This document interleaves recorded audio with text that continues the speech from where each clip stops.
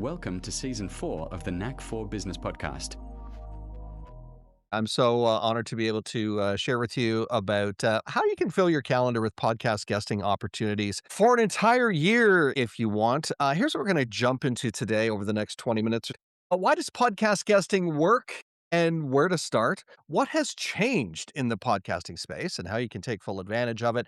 How to get booked on shows strategically, why strategy beats out volume and quota, and a valuable resource to share with you at the end of the day today. So, one of the questions I get asked on a regular basis is what's the status of the podcast world? Well, there are about 4.5 million podcasts worldwide.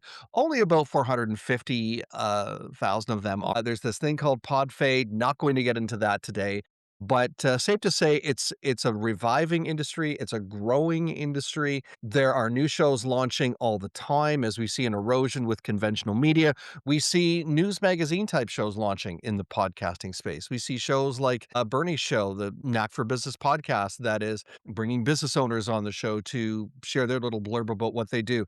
Wayne Pratt wants to do a podcast called Business is Funny. That just might happen sooner than later. But there's many different reasons why somebody might be wanting to either do a podcast or be on a podcast. And today, of course, we're talking about the guesting side of things. Here's the one thing that we need to be aware of. Couple of things.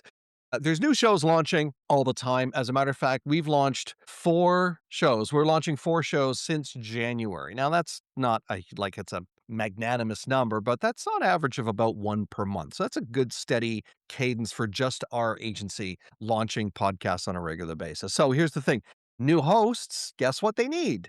They need guests if that's what their show is aimed at having. And then, of course, it's guests that need good hosts. So let's talk about the podcast audience platform. There are about 465 million active listeners in the podcasting space. You're thinking about your business, your brand, your credibility, and wondering, does this podcast thing actually work, especially as a guest? Does it work as a guest? Well, ask yourself, would you like to get your message in front of potentially 465 million listeners? But there's probably a good chunk of them who are likely your ideal client. Podcast listeners are highly engaged audiences. As a matter of fact, if the content sneaks in at the right length, we know that audiences will stick around for about 93% of the audiences will stick around if your podcast or your guesting appearance is around that 30-minute mark. We also know that they buy stuff. That's why it's becoming I believe we're up to, I'm losing track, but it's because it's growing so exponentially.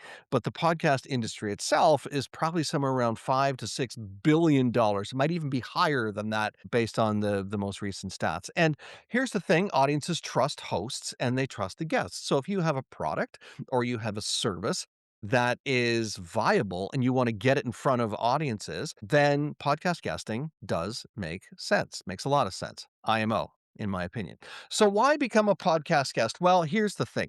We know that one of the reasons why we figured it out, why folks want to be on podcasts, it's not just for fun. Yes. Is it fun? Can it be fun? Sure. But if you're doing it for business, it's likely you've reached a point in your business where there's something that you're missing, something that you're figuring out that you need to do. For some people, it's write a book. For others, and this is usually what a business coach will tell us because we do partner with business coaches, because when somebody goes to a business coach or a consultant, it's because it's time to shift something in their business to go to the next level. So it's time to write a book. It's time to go on a speaking tour, start a podcast, be a guest on podcasts, and basically build that authority. And maybe it goes beyond that to promote books and programs, etc. A lot of times, of course, to generate leads. Now, do you get direct leads from a podcast? You can. Certainly there's a way to go about doing that. There's a strategic way to do it to get people into your funnel. But yes, you can generate leads from a podcast. It expands your reach because it's going beyond your network. You're talking in somebody else's network. And if you're on a show like Bernie's, Bernie has a fairly expansive network, not to mention a show that's been around 4 years now, Bernie. Math is hard on that. I'm losing track. And I don't even know how many episodes or how many downloads he's getting. But it's also a great way to create partnerships, and it can lead to sales. It can lead to sales. Okay. If you have positioned your podcast guesting opportunity the right way. Here's the problem. There are tons of people with all of this expertise, And what are we doing? We're doing the things that everyone has said we need to do. We need to be on social media. We need to occasionally send an email to people. Okay. But a lot of those platforms, especially social media, who's done something on Facebook lately and had all of your people who are in your network respond, connect, like, and share? Everyone. No one? Okay. If one person has done that, good for you.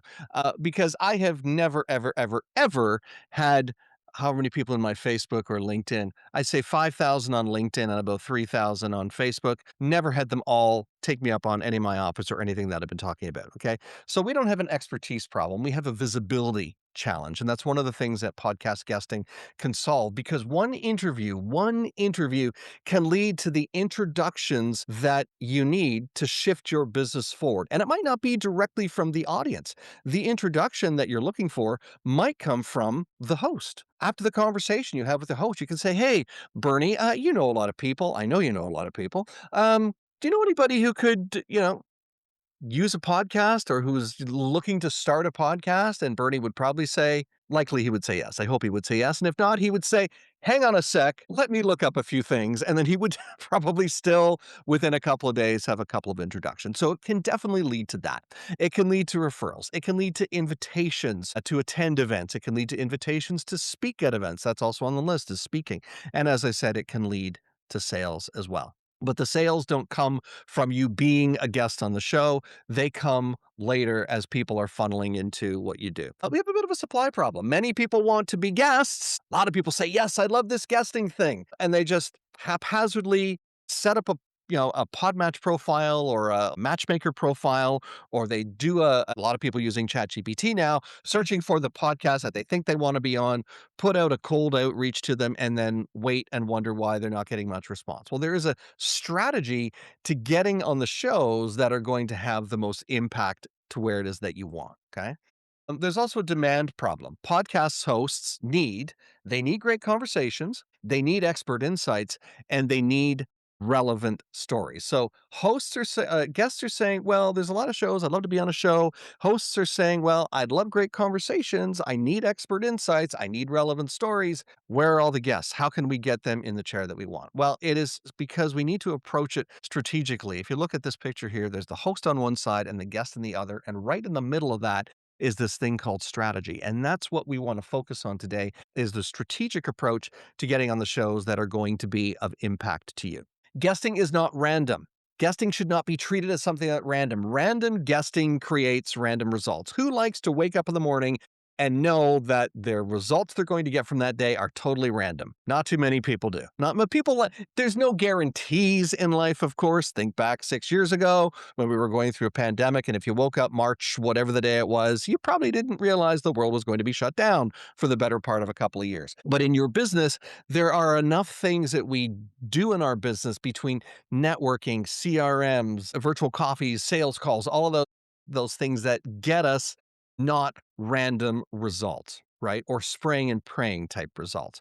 So, what is the strategy behind doing this? Well, let's look at this a step further. Strategy beats volume. 10 strategic interviews beat 100 random ones. So, if you are strategically getting on shows, and my team is really good at doing this, by the way, finding the shows that are going to have the most impact for you, you have a better chance of getting that visibility, that credibility, and ultimately getting the know, like, and trust factor that is going to lead to more clients and more people in your pipeline. So, strategic guesting requires positioning. Who are you? Who are you? I sit in networking meetings and I hear people introduce themselves. Not this group. This group was perfect. I hear people introduce themselves and they can't introduce themselves. But you really need to know what it is that you are doing when you are pitching, when you are soliciting or pitching a host to be on their show. Who is it your target? Who is it that you want to target? Who are your clients? What's your client avatar? The other thing that's very important as a guesting strategy is to listen. And I didn't realize how important this was until I started being a guest myself. I did it the opposite. I became a podcast host before I became a podcast guest. And I thought, well, that's the way you do it. It's actually easier if you do it the other way around. What I didn't realize was that podcast being a very good and sought after podcast guest requires you to listen to the shows that you want to be on, especially the ones that you are pitching to be on. So very important. And then what's your call to action? or what I like to think of as your call to value. A lot of folks, when they're when they're starting to implement a podcast guesting approach, they'll just drop in their email or their website. Well, guess what? People will likely not interact with you through just saying, "Yeah, thanks. It was great being on your show, Bernie. For anyone who's interested, just visit my website. A lot of great resources there, or drop me an email." Who has ever done that when they heard that on a podcast? And if you did, good for you. I'd love to find out more about how that's working for you, because I've never heard anyone literally take that kind of an action from that. Okay. We want something a little bit more tangible. So, positioning. Let's talk about positioning for a minute. Clear topics. What are the things that you can talk about on a podcast? And I would limit it to 2 or 3, 5 max if you really think you need to go 5, and I know on certain platforms you can go up to 5. Your expertise, what is the expertise that you're bringing to the table? What is the clear path of your expertise that you're going to be able to showcase to the audience on that show? What is the value you're bringing? So in other words, it's not about you, it's not about the host, it's about the value you're bringing to the audience. And what's that follow through? What's that call to action, or that call to influence, or that call to value that you're going to put through at the end? Targeting shows. Not every podcast is the right podcast. If you like gardening, great, go on the gardening show. But if your business is about, I don't know, coaching, the gardening show might not be the best one for you. Just saying, unless you really like gardening and you want to talk about that too. I would say get on shows that are related to business, that are related to your topic, so you have a better chance of getting in front of the audiences that are the most important.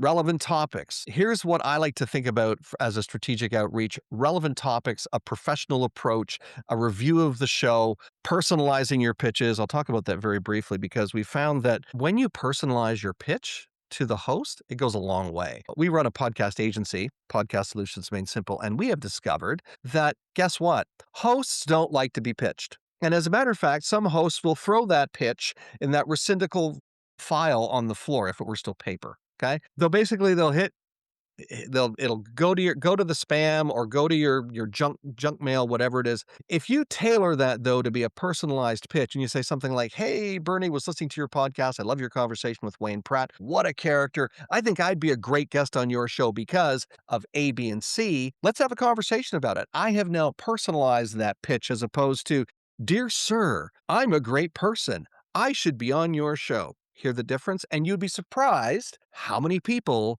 do a blanket pitch like that and wonder why they don't get the results that they want. Make sure you share in that when you're pitching what you're bringing to the audience, whatever those key metrics or those key factors are that you're going to bring to the audience. And also, don't hesitate to mention your free gift if you have one. Listening, when you listen, you build credibility with the host. So definitely, I've said it a couple of times already, listen to the show before you get on it. If you haven't heard the Knack for Business podcast, it's a great podcast. Bernie will drop the episodes that I was on. I'm just kidding. But it's serious. It's a stellar podcast. There's a lot of variation of guests that he has had on.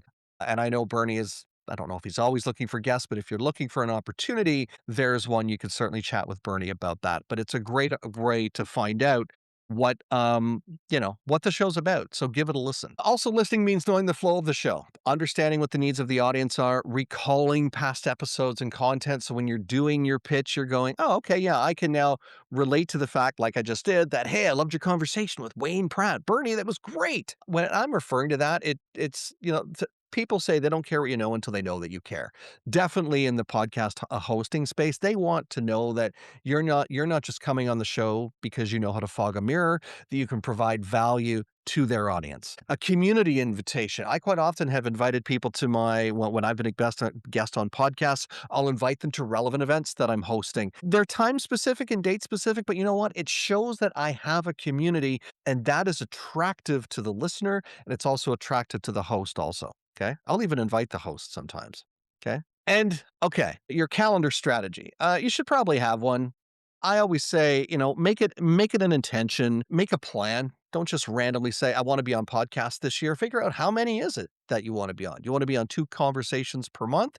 And you notice how I called them conversations, not interviews. It's not an interview. It's not an interrogation. It should be a conversation with the podcast host. That's 24 if you did 2 per month. Okay. It's a pretty decent pretty decent cadence for that. You could go weekly if you want. If you want to do that, by all means. 52 opportunities to speak in a year is definitely going to. I mean, I don't make guarantees, but be pretty hard to think you wouldn't see any traction from 52 or even 26 actually podcast guesting appearances in a year. These are a couple of people who have worked with us. E.A. Clark, founder of Pivot and Edge. We helped them actually create content we didn't realize we were doing this at first. We thought we were just getting them on shows to elevate their credibility, but no, they wanted some content that they could put on their website, and we were very successful in helping them do that. Sue Schuster, a business funding strategist, helped her as well. She had a fairly new position in the company she was in and really wanted to get some traction. And once we got her on, and I think she spent 6 or 8 months with us getting on about, I don't know, 20 shows or something like that. So really a good number of shows to move the needle for her. This pair is a dynamite pair. Brandon Moon and Raphael Pinhel, partners at TD Pine Advisors. We've helped them get on shows and it's interesting because they do two different roles in the same company. So pitching both of them at the same time and then also getting them on individual shows, certainly been a lot of fun doing that.